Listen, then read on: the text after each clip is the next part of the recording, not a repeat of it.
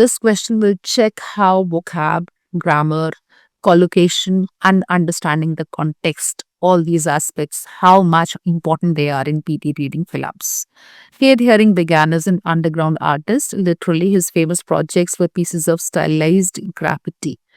Graffiti means wall painting. Now, if we understand the meaning of this word, obviously this answer will be very easy for us. Now, let's take the options. Draws, drew, draws, and drawn. Graffiti drawn in New York subway stations, because if I fill in draws, drew, and draws, these options are not at all making sense. So I'll go for drawn. In New York subway stations, having traveled from station to station, drawing with chalk and chatting with commuters. So he used to travel from one station to other, used to draw paintings with chalks and chat with commuters. Commuters are the people, those who are traveling from one place to another. These doodles, what are doodles? Doodles are also paintings, but these paintings have rough lines or rough patterns.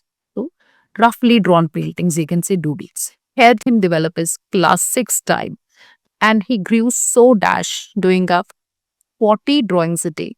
Now, this 40 drawings a day will give you this answer. 40 drawings a day means something in large numbers. Now, let's take the options.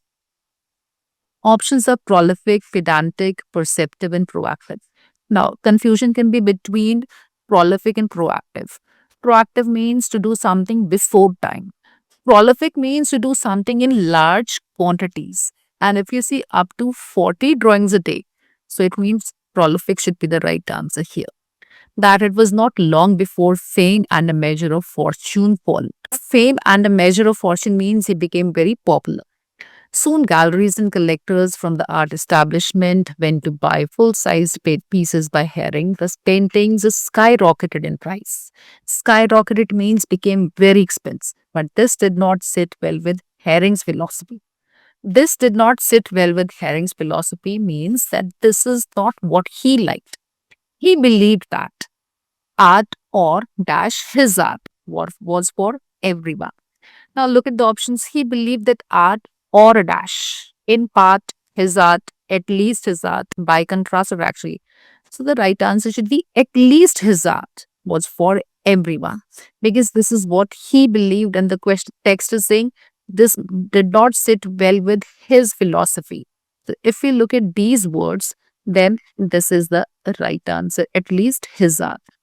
Now, we look at the next. Soon, Herring opened a store which he called the Pop Shop, which he hoped would attract a broad range of people.